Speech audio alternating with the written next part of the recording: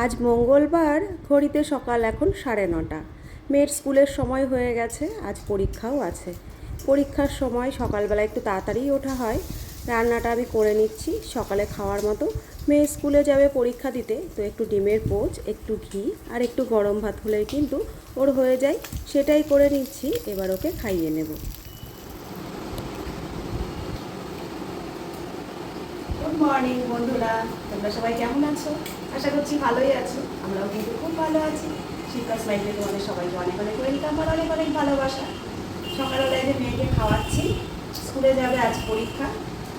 Exam তো চলছে, 3-4 দিন হয়ে গেল। আজকে মনে হয় ইংলিশ পরীক্ষা, না আজকে ইংলিশ পরীক্ষা। তো 10টা 10-এ বাস, ওই জন্যই খাওয়াতে বসেছি। খাইয়ে নিই, তারপরে এরপরে রান্না আছে। আর তোমাদের সামনে তো অনেক দিন ধরে ব্লগ দিই না, আজকে থেকে আবার ব্লগ দেওয়া স্টার্ট করছি।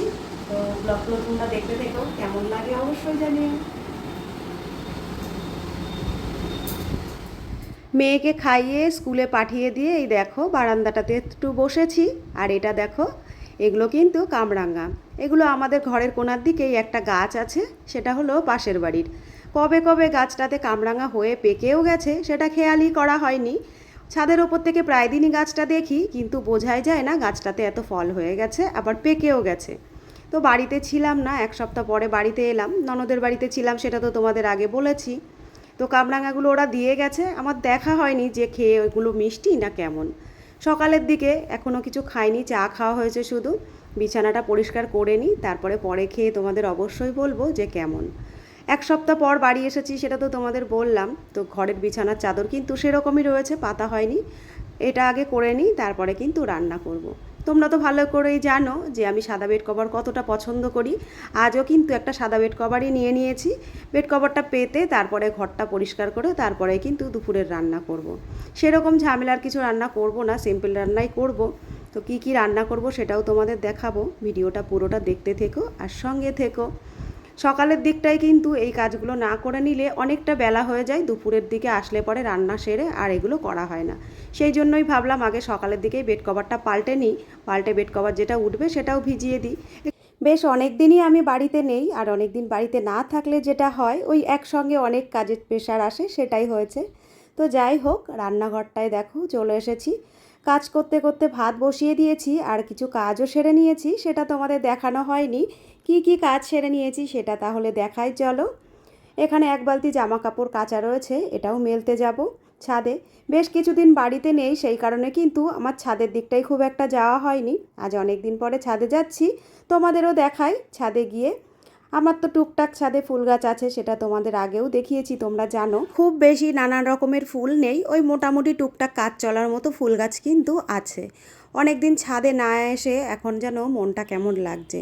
কাজগুলো অনেক দিন পরেই দেখছি। এই বর্ষা বৃষ্টির ওয়েদার তো গেল, এখন রোদ্দুর উঠছে, আবার মেঘলাও করছে। পেছনের দিকের আকাশটা দেখা যাচ্ছে, দেখো একটু রোদ হচ্ছে, একটু মেঘলা হচ্ছে। রোদে কিন্তু মোটামুটি ভালোই তেজ আছে। বাইরে জামা কাপড়গুলো আমি দিয়ে দিলাম। আবার খেয়ালও রাখতে হবে কখন বৃষ্টি এসে যায়। এখন তো হঠাৎ হঠাৎ বৃষ্টি হচ্ছে, হঠাৎ হঠাৎ মেঘলা হচ্ছে। ওয়েদারগুলো বেশ ভালো লাগছে। এই শরতের আকাশ কিন্তু এই বলে যায় যে চলো মা আসার সময় কিন্তু হয়ে গেছে। জামা কাপড়গুলো তো তোমাদের সঙ্গে গল্প করতে করতে সব মেলা হয়ে গেল। এবার চলো তাহলে নিচে যাওয়া যাক। আর সেই ননদিনীর বাড়ির থেকে আসার পরে মনটা যেন ভালোই লাগছে না। 1 সপ্তাহ ওদের বাড়িতে ছিলাম, হাসি খুশি মজার মধ্যে কিন্তু দিব্যি কেটে গেছে। বাড়িতে আসার পরে সেই আবার ওই একঘেয়ে জীবন। ঘরে আসার পরে দেখছি জানলা দরজাগুলো একটু নোংরা নোংরা হয়েছে, এগুলোও সময় করে একটু পরিষ্কার করে নিতে হবে। পুজো আসছে, সাজগোজ নিজেরা করব, ঘর সাজাবো না তাই কখনো হয়? রান্নাটা বসিয়ে দিয়েছি, দেখো কাঁকরোল ভাজা বসিয়েছি, এখানে আলু পটল কাটা রয়েছে, আলু পটলটা রান্না করব। আর দেখো কাল রাতের একটু ডাল সেদ্ধ রয়েছে। সিম্পলের উপরেই আজকের দিনটা খাওয়া দাওয়া করব, রাত্রে দেখা যাক কি করি। আর ওয়েদারটা তো তোমাদের কেবলই ছাদের থেকে আমি দেখিয়ে নিয়ে এলাম। এদিকে দেখো আবার জানলা দিয়ে একটু দেখিয়ে দিচ্ছি। আকাশটা পুরো থোকা থোকা মেঘ জমে রয়েছে। বাইরের দিকটা একটু রোদ উঠছে, একটু মেঘ হচ্ছে। মেঘ ভাঙা রোদ্দুর উঠলে যেমন তেজ হয়, সেরকম কিন্তু রোদের তেজটাও আছে। তো চলো রান্নাটা করে নিই, লাঞ্চের সময় আবার দেখা হচ্ছে তোমাদের সঙ্গে। স্নান করে চলে এসেছি। এদিকে দেখো মেয়েকে বললাম ডালটা একটু গরম কর। ডাল সেদ্ধটা কালকে রাতে মেয়ে করেছিল, অনেকটা পরিমাণ ছিল, সেই জন্য কিন্তু ঝামেলার কোনো কিছুই করিনি। এখানে দেখো কাঁকরোল ভেজে নিয়েছিলাম বেশ অনেকটা পরিমাণ, আর এখানে রয়েছে আলু পটলের তরকারি। এটা নিরামিষভাবেই রান্না করা হয়েছে। আর এখানে রয়েছে দেখো গরম গরম ভাত রোজকার মতো। চলো লাঞ্চটা তাহলে করে নিই।